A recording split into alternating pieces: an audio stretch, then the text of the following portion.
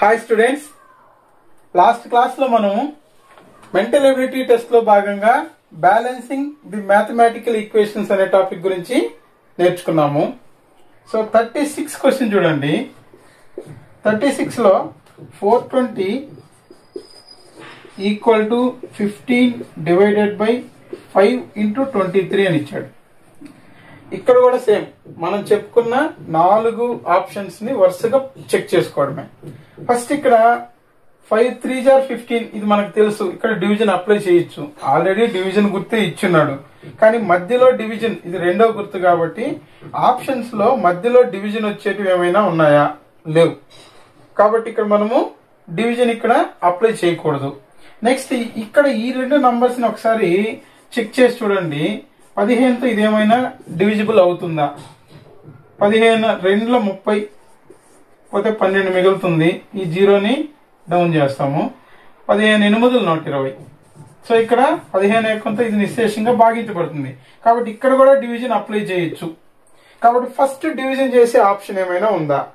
First division చేసే option, second option, fourth option రెండు ఇచ్చున్నాడు. Second option, fourth option. ఇక్కడ సెకండ్ ఆప్షన్ లో డివిజన్ తర్వాత మైనస్ ఈక్వల్ టు తీసుకోమన్నాడు. సో దీన్ని అప్లై చేసి చూద్దాం. సో 15తో 420 అనేది 28 సార్లు భాగించబడింది. అంటే ఇక్కడ వరకు 28 మైనస్ 5. 28 నుంచి 5 తీసేస్తే 23 సరిపోయింది. కాబట్టి ఇక్కడ మనకు తీసుకున్న సెకండ్ ఆప్షన్ అనేది కరెక్ట్ ఆన్సర్ అవుతుంది. 37th క్వశ్చన్ చూడండి. ఇక్కడ 37th క్వశ్చన్ చూడ 18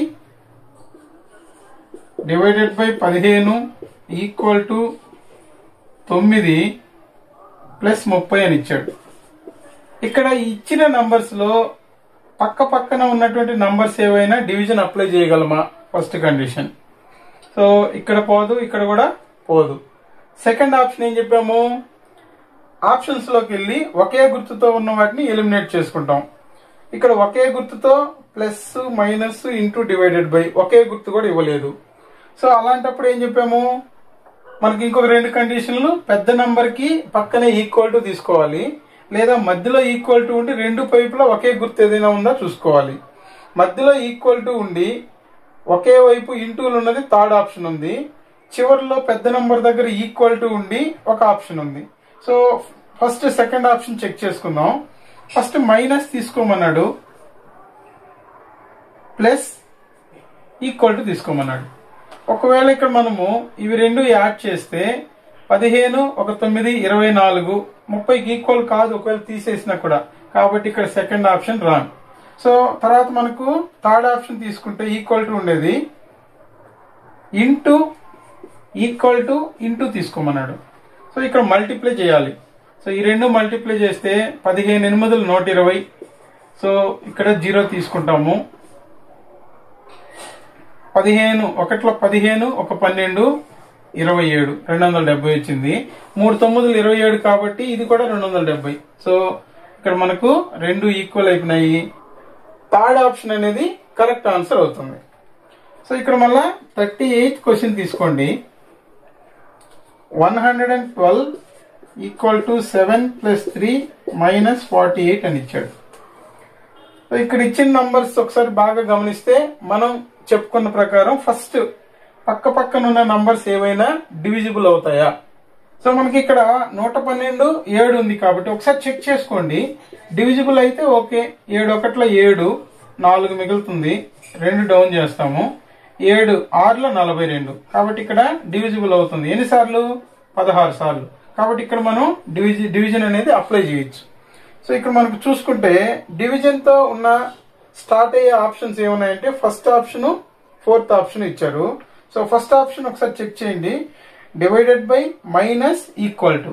ఇక్కడేమో డివైడెడ్ బై తీసుకోమన్నాడు, ఇక్కడ మైనస్, ఇక్కడ ఈక్వల్ టు తీసుకోమన్నాడు. 7తో 112 అనేది 16 సార్లు డివైడ్ అయింది. అయితే ఇక్కడ మైనస్ అంటే 16 నుంచి తీసేస్తే ఈ పెద్ద నంబర్ రాదు.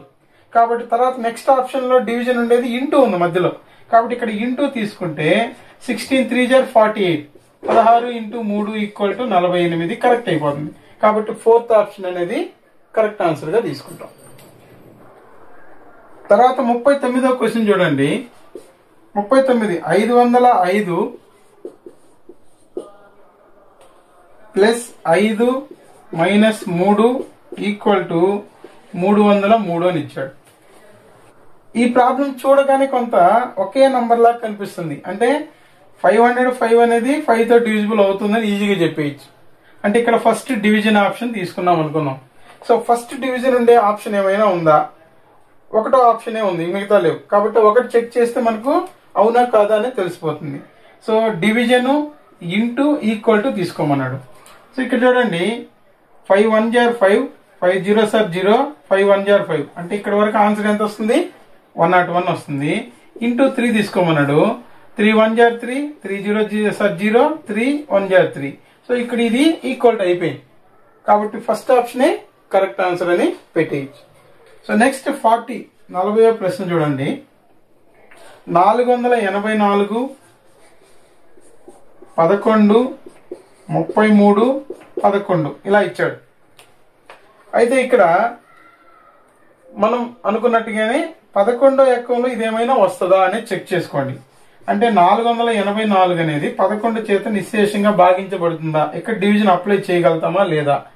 సో 11 4 44, 48 నుంచి 44 తీసేస్తే 4 మిగులుతుంది. ఇక్కడ 4 డౌన్ చేసుకుంటాము. 11 4 44. అంటే ఇక్కడ నిశ్శేషంగా భాగించింది. కాబట్టి ఇక్కడ మనకు ఇవి రెండు ఒకవేళ డివిజన్ అప్లై చేస్తే ఆన్సర్ 44 వస్తుంది. ఫస్ట్ డివిజన్ చేసే ఆప్షన్ ఏమైనా ఉన్నాయా? సెకండ్ ఆప్షన్ ఉంది. సెకండ్ ఆప్షన్ లో division equal to plus, division equal to plus చేయమన్నాడు. సో ఇక్కడ ఆన్సర్ ఇక్కడ వరకు 44 వచ్చింది. ఇక్కడ ప్లస్ చేస్తే 33 ప్లస్ 11 కూడా మనకు 44 వస్తుంది. కాబట్టి సెకండ్ ఆప్షన్ అనేది కరెక్ట్ ఆన్సర్ అని పెట్టేయచ్చు.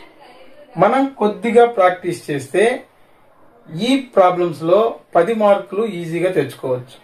అయితే మనకు ఈ ప్రాబ్లమ్స్ నేర్చుకోవడానికి ఒక 4 కండిషన్స్. ఫస్ట్ కండిషన్, పక్క పక్కన నంబర్స్ కి డివిజన్ అప్లై చేయగలమా అనేది చూసుకోవాలి.